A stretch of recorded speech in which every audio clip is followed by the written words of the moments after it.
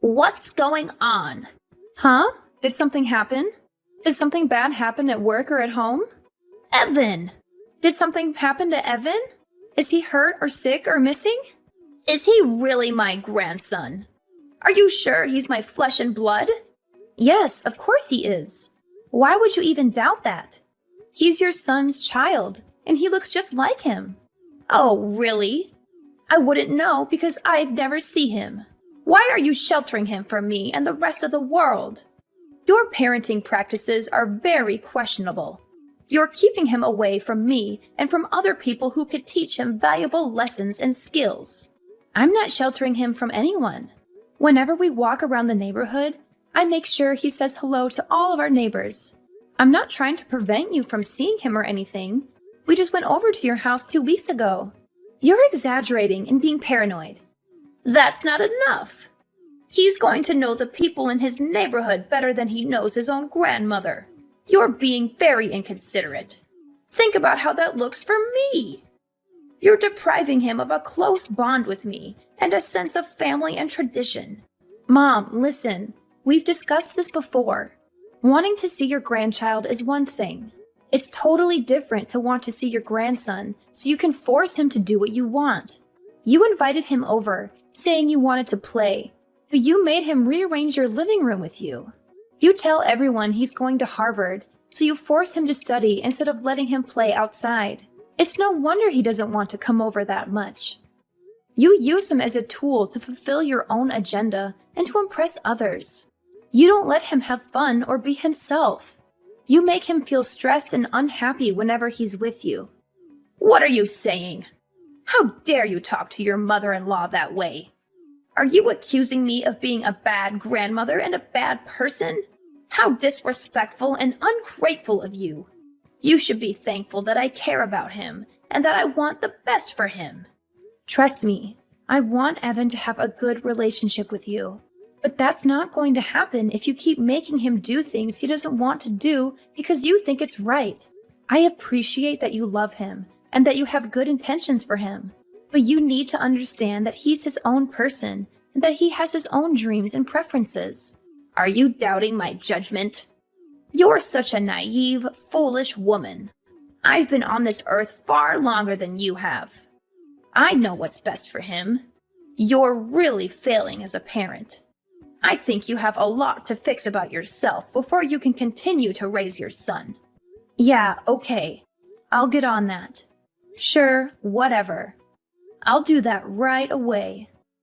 By the way, when are you expecting your baby? James told me the news. You're having another child, right? Why did you keep it a secret from me?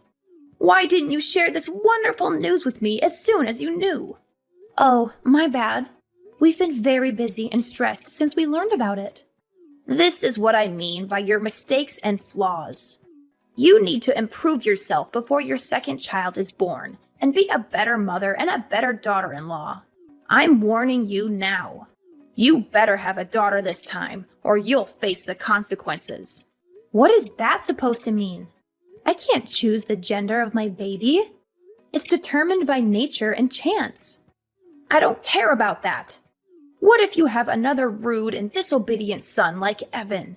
This world needs more females, not males who cause trouble and violence. And I'll be the one who decides what to call her. Don't you even think about arguing with me or defying me on this matter. Excuse me? You can't be serious.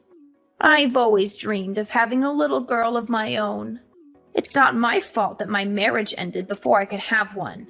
James is my only son and my only chance of having grandchildren. I suppose technically you are my daughter by marriage, but I don't think of you as my daughter at all. You're nothing like the daughter I wanted or imagined. Just give me this one small thing. Won't you let me fulfill my lifelong wish? So basically you're saying, shut up, I'm going to choose your daughter's name. Is that about right? Exactly. Yes. That's exactly what I'm saying. Wow. The parents of a child are the ones who name it. Have I made myself clear? A mother-in-law's authority is supreme. Everyone knows a daughter-in-law must obey whatever her mother-in-law demands. I won't tolerate any arguments or complaints from you. It's already settled. I'll be accompanying James when he comes to see you in the hospital, and I'll inform the doctors of the name I've selected for her. Let me know as soon as possible if you're having a son or a daughter. Do you understand what I'm saying?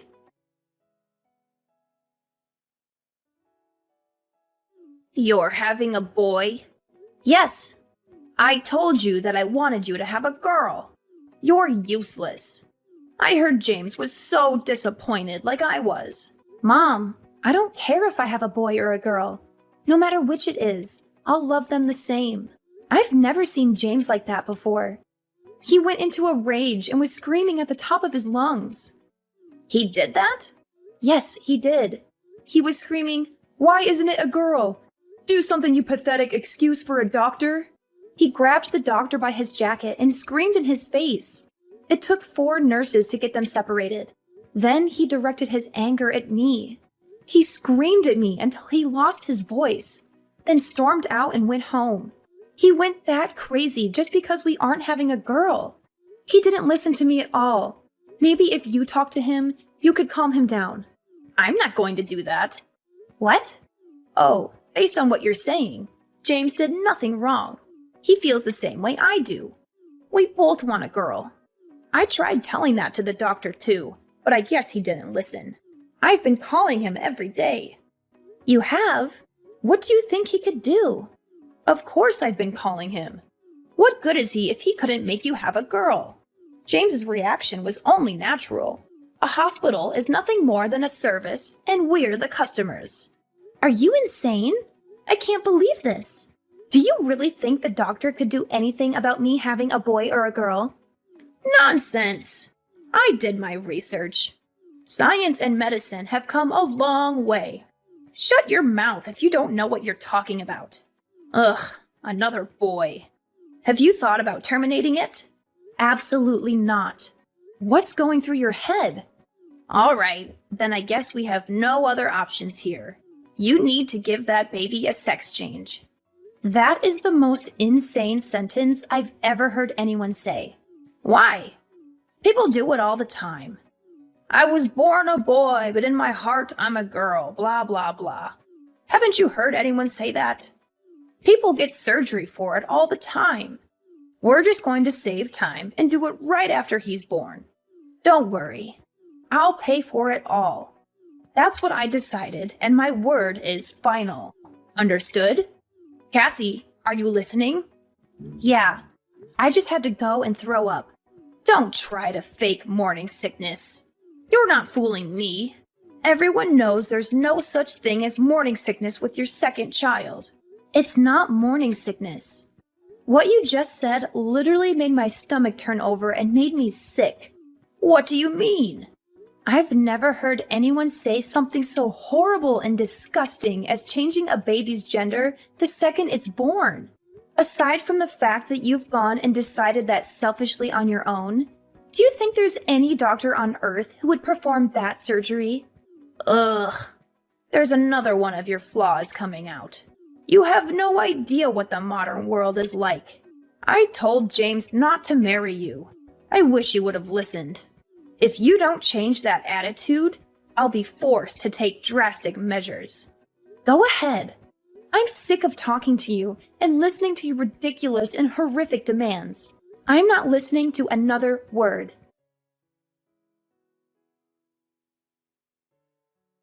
Kathy, is everything okay?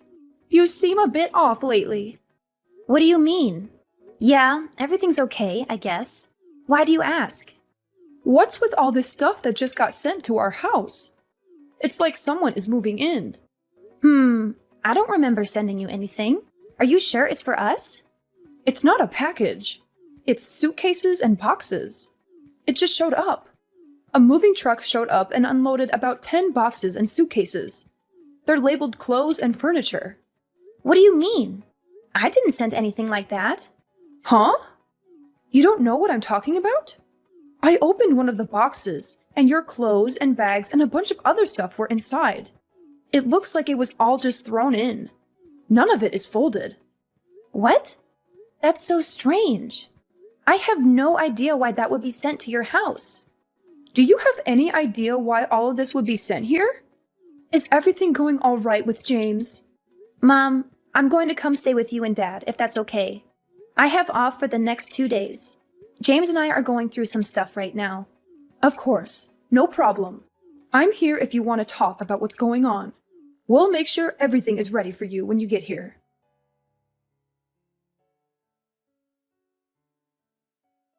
Hey, Kathy. Did everything make it to your parents' house? I knew you were behind this. No need to repay me for the moving truck. It was my pleasure. Of course, James thought it was a good idea, too. We sent over the divorce papers, too. They'll probably arrive tomorrow. Be a good girl and sign them ASAP. Divorce papers? James and I haven't decided on anything regarding a divorce. That's something a husband and wife decide, not the mother-in-law. No need to talk. James has already said that that's what he wants. He told me to text you because he doesn't want to talk to you. Is that so? Isn't he concerned at all about his children? Oh, you mean that little brat and the fetus inside you? He said you can have them. He said he doesn't need them anymore. Don't worry, he agreed to pay child support. Ugh, whatever. I'll sign the papers and bring them down to the courthouse tomorrow afternoon. Would you look at that? As soon as money comes into the conversation, you agree right away. You are not even trying to hide the fact that you're after his money. I don't care about that money. My dad's right next to me and has been reading this conversation. I'm taking his advice to get rid of that pathetic husband and his wretched mother. Money is an afterthought. Plus, my dad said he'd figure something out in regards to money. Your father said that? As in, your father, the real estate agent, said he'd take care of money. He's never given your James a cent up until now. He said he wanted us to learn the value of $1 on our own before he helped us out at all. I respected his choice to not give us any handouts. We never needed any help anyway, because I make a good salary at my job. But now if he helps me financially, I won't need any money from you two monsters. Well, isn't that nice? Daddy coming in to save the day, saving you from the evil villains you're making us out to be. That's ironic, since you're the only one who's to blame for all of this. You're the one who just couldn't make my wish come true and have a girl. I've got to ask, why are you so obsessed with me having a girl? Well, isn't it obvious? We'd put her in lessons from a very young age. She'll learn to sing and dance and become a little superstar. Once she gets scouted and becomes famous, she'll thank me by paying for anything I want for the rest of my life. I saw something like that on the news a little while ago. If she has James's genes, she'll be gorgeous. On the other hand, a boy will be completely useless to me. Unbelievable! You only care about how to use the child for your own personal gain. Isn't it natural for a child or grandchild to care for the people in their family? If you don't want any child support, that's fine. Don't come running back to us when Daddy runs out of money to give you. Sure, whatever. In return, I want you and James to never contact me or my family ever again. There's nothing I want more than to never, ever see you again. We get to cut you out of our lives, and we don't need to pay you anything. Oh, what a dream. Well, then there's nothing left to discuss. Have a nice life, you worthless, pathetic woman.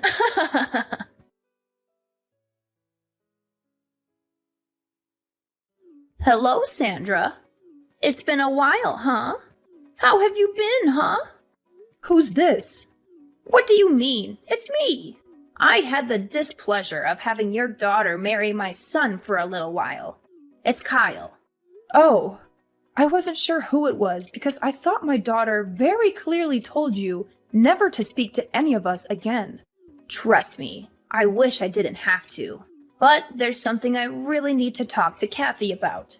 For some reason, I can't get a hold of her. Is that right? So what could you possibly have to tell my daughter?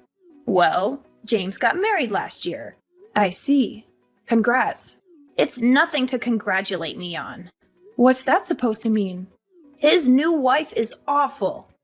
She doesn't listen to anything I say. She always talks back to James, too. She's too abrasive and dismissive of our advice and requests. Oh boy, Sounds like a real problem. The worst part about it is she doesn't want to have any kids. Well, it's becoming more and more common these days for married couples to decide on not having kids. I don't care about other couples. Isn't it a woman's duty to listen to her mother-in-law's wishes? It's completely unacceptable.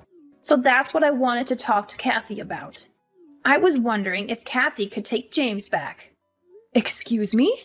In a few years, I think I'm really going to slow down. I'll need someone to look after me. I don't think this new woman is going to help me at all. So let me get this straight. You want Kathy to come back so she can take care of you when you get old and feeble? Oh, not just that. If she comes back, I'll forgive her for having a boy instead of a girl like I wanted. I won't say anything else about her having a girl. What do you think? I don't even have to ask her. It's a resounding no. What? He's married now. What is he going to do about his new wife? Well, of course I'll have them get divorced. She's not a good fit at all in this family. That's what I thought. I don't think there's a woman on earth that's a good match for your family. Pardon me? Actually, I'll put it this way. You and your son are not a good match for my daughter. There's absolutely nothing you can say or do to convince me to let Kathy go back. Is that so? Like mother, like daughter, right? Oh, you're both disrespectful. Not to mention you're both good at getting on my nerves. Fine. I'm never going to contact you ever again. Really? Oh, that's great. I don't need a worthless woman who can only have boys. Oh, by the way, we named the baby Ricky. What? Kathy said she wanted me to be the one who named the baby. It took me a while to think of a name, but I really liked Ricky. Once she was born, she really did look like a Ricky. What are you talking about? Wait 1 second. Yes? Your daughter had a boy, didn't she? Nope, it was a girl. What? You didn't know? Of course not.